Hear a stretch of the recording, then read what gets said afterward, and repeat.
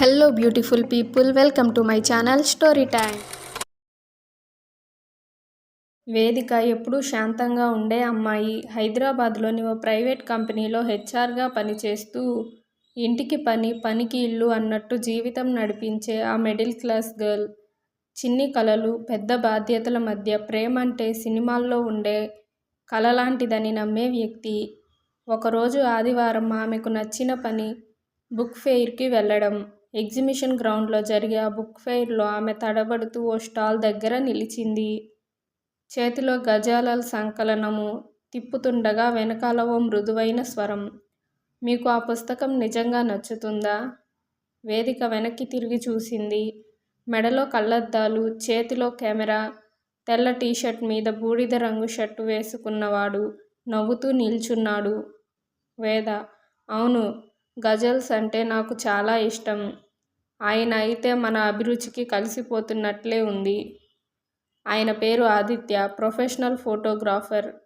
ప్రకృతిని ప్రేమించేవాడు, పుస్తకాలను అభిమానించేవాడు, ఎదుటి వారిని మాట్లాడించగలిగే లక్షణం. తన మాటలతో తేలికగా మమేకం చేయగలిగే శక్తి. అప్పటి నుంచి వారి మధ్య చిన్న చిన్న సంభాషణలు మొదలయ్యాయి. ఆదివారం ఇద్దరు బుక్ స్టోర్ దగ్గర కలుసుకోవడం, కాఫీ షాప్లో చక్కటి గజల్స్ మీద చర్చించడం తదినమైపోయింది.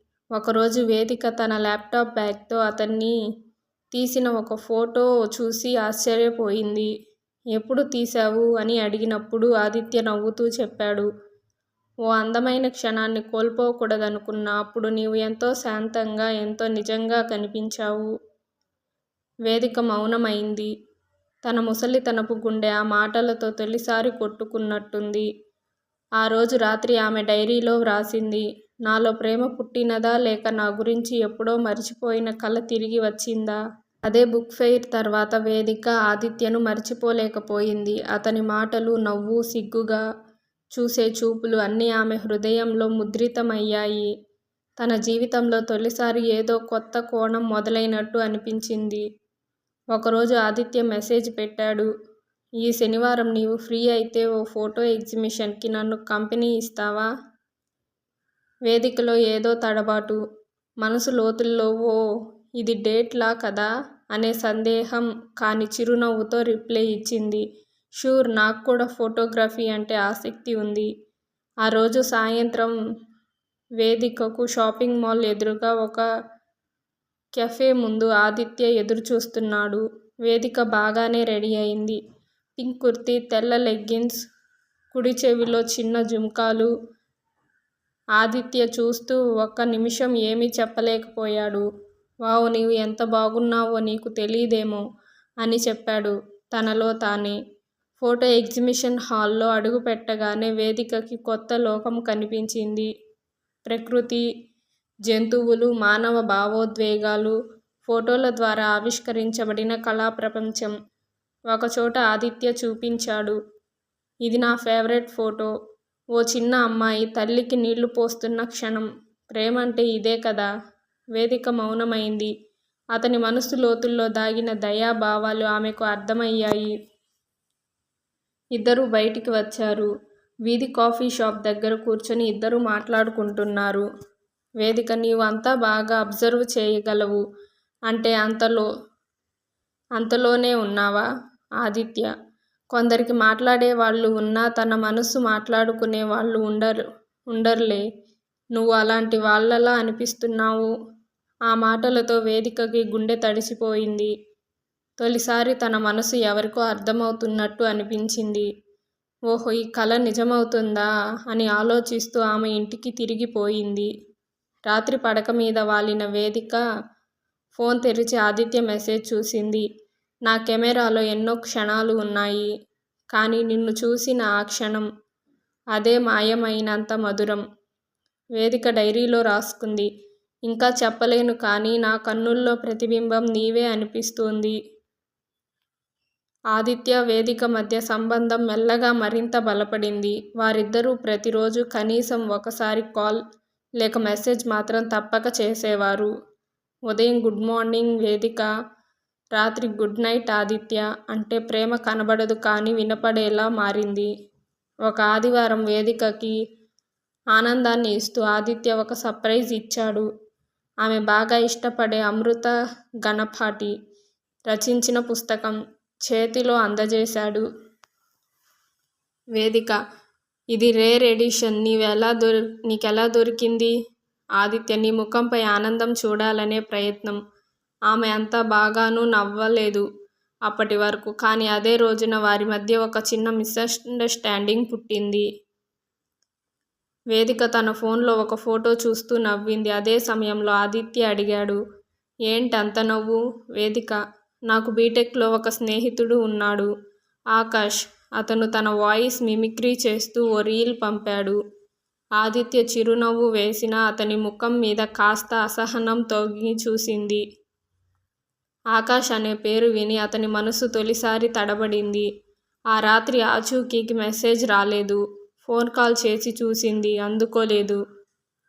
వేదిక మనస్సులో ఏమైంది? నేనేమి తప్పుగా మాట్లాడానా? లేక నీ మనసు లోపల ఇంకెవరో ఉన్నారా? 2 రోజులు గడిచాయి. ఆదిత్య కాల్ చేశాడు. ఆదిత్య: నన్ను తప్పుగా అర్థం చేసుకోకు వేదిక. నాకు నిన్నటి మాటలు కాస్త తేడాగా అనిపించాయి. నువ్వు నన్ను సీరియస్గా తీసుకోవట్లేదనిపించింది. వేదిక: ఆదిత్య, నన్ను నిజంగా అర్థం చేసుకోవాలంటే నాలోని మాటల కన్నా నిశ్శబ్దాన్ని వినాలి. నేను నిన్ను కేవలం స్నేహితుడిగా చూడడం మించిపోయింది. కానీ చెప్పాలంటే భయంగా ఉంది. ఆ పదాలు విన్న తర్వాత ఆదిత్య కాసేపు మౌనంగా ఉన్నాడు. తర్వాత సానుభూతితో: వేదిక, నేను కూడా అదే ఫీలవుతున్నాను. కానీ నిజంగా ప్రేమంటే మౌనంలో మాటలు వినడం మాత్రమే కాదు, అపార్థాలను అర్థం చేసుకుని ముందుకు సాగడమే. ఆ రోజు మొదటిసారి ఆదిత్య చేతిని తడబడి పట్టు వేసింది వేదిక. చుట్టూ అంతా నిశ్శబ్దమే. కానీ వారిద్దరి మధ్య ఓ కొత్త మైత్రి పుట్టింది. పేరు పెట్టని ప్రేమ. వారి ప్రేమ మొదటిసారి పరీక్షించబడింది. కానీ అపార్థాలను పక్కకు తోసుకొని మళ్ళీ కలిసింది. వేదిక ఆదిత్యల మధ్య బంధం ఇప్పుడు మరింత బలపడింది. వారిద్దరూ ప్రతిరోజు కలుసుకోవడం, మాట్లాడుకోవడం, చిన్న చిన్న సందర్భాలను ప్రత్యేకంగా మార్చుకోవడం వాళ్ళ ప్రేమను మరింత లోతుగా మార్చింది. ఒకరోజు ఆదిత్య వేదికని బైక్ మీద తీసుకుని ఒక చిన్న హిల్ స్టేషన్కి తీసుకెళ్ళాడు. అక్కడ వేదికకు తన ఫోటోలు చూపిస్తూ అడిగాడు: ఈ జీవితంలో నీకు ఓ అవకాశం ఇచ్చితే నన్ను ఎంపిక చేస్తావా? వేదిక చిన్నగా నవ్వి అన్నది: ప్రపంచం నన్ను ఏమడిగినా నా మనసు మాత్రం నిన్నే కోరుతుంది. ఆ ఆనందాన్ని వర్షం ముద్దాడినట్టు ఇద్దరూ గాలిలో నిలబడి మోకాళ్లలో నిండిన మబ్బుల్లోకి చూశారు. ఆదిత్య ఆమె చెవిలో మెల్లగా అన్నాడు: నిన్ను ప్రేమిస్తున్నా వేదిక. వేదిక ఆశ్చర్యంతో అతన్ని చూసి అంచెల్లో ముద్దు పెట్టింది. అప్పటి నుంచి వారి బంధం పేరు పెట్టిన ప్రేమగా మారింది. అంతలోనే వేదిక తల్లి సుధాదేవి ఆమె ఫోన్లో ఆదిత్య ఫోటోలను చూసి ప్రశ్నించింది: ఇతని గురించి ఏం చెప్పాలి వేదిక? వేదిక తొలిసారి తన ప్రేమ గురించి తన అమ్మకి చెప్పింది. సుధాదేవి కొంచెం ఆశ్చర్యంతో ప్రశ్నించింది: ఫోటోగ్రాఫర్ అంటావు, నీకు దగ్గరగా ఉంటాడు. బంగారం, మనకి మిడిల్ క్లాస్లో లవ్ అంటే ఊహలే. పెళ్ళంటే స్టెబిలిటీ, భవిష్యత్తు, బంధాలు. వేదిక కోపంతో కాదు కానీ నిశ్చయంతో. అమ్మ ప్రేమలో భద్రత అంటే చప్పగా ఉంటే కాదు. నేను ఓ వ్యక్తితో నా ఆత్మను పంచుకోగలననే నమ్మకమే భద్రత. అమ్మ మౌనంగా పోయింది. కానీ ఆమె లోపల సందేహాలు, భయాలు నడుస్తూనే ఉన్నాయి. అదే సమయంలో ఆదిత్య అతని ఫోన్లో ఓ పాత message: missing your photography Aditya, hope your eyes are still the same. పాత స్నేహితురాలు మితాలి నుంచి వచ్చింది. వేదికకు ఈ విషయం తెలియదు. ఆమె తన ప్రేమలో పూర్తిగా ఒదిగిపోయింది. వేదిక తల్లి ఆదిత్యను కలుస్తుంది. అడుగుతుంది: నువ్వు నా అమ్మాయికి ఏమివ్వగలవు?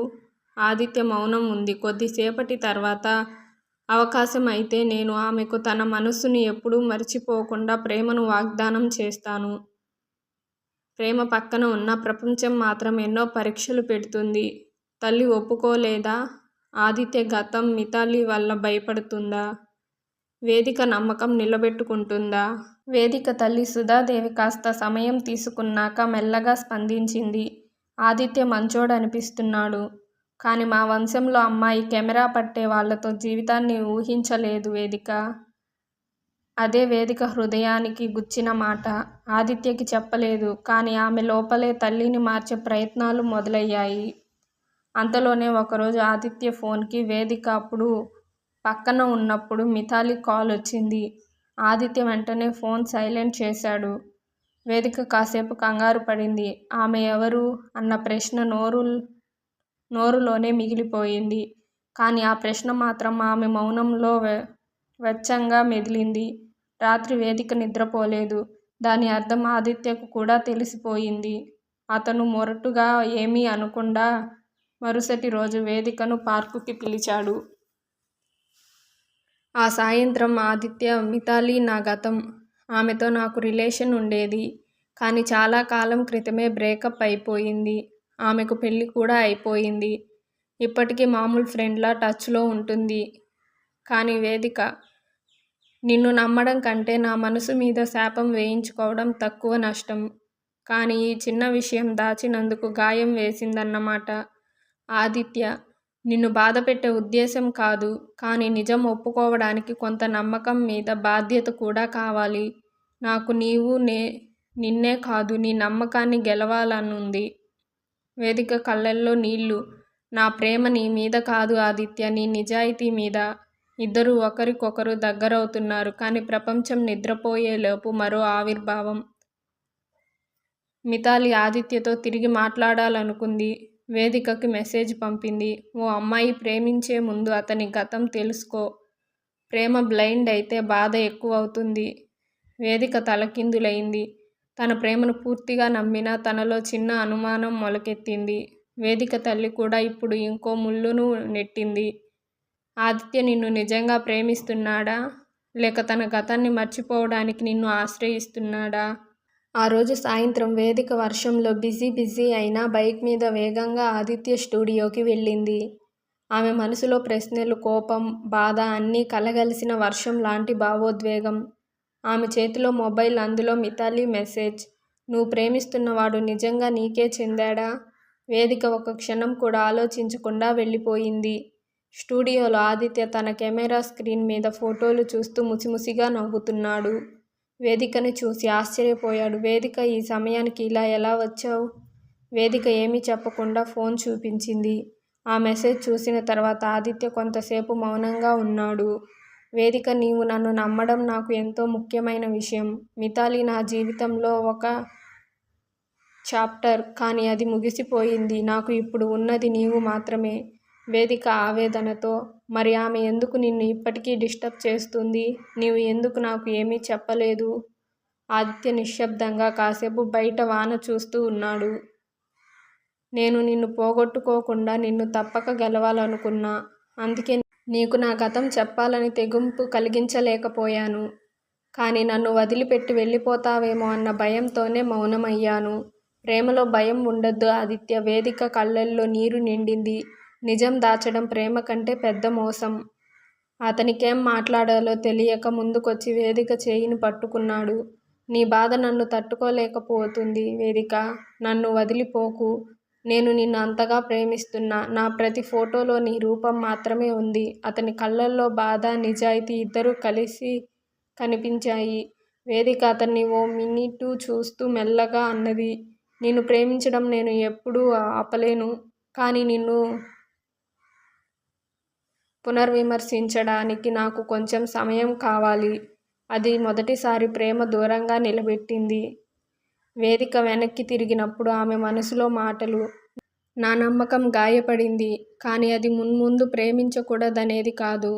నేను నమ్మినవాడు తప్పు చేయకూడదన్న నమ్మకమే మరింత బాధిస్తోంది.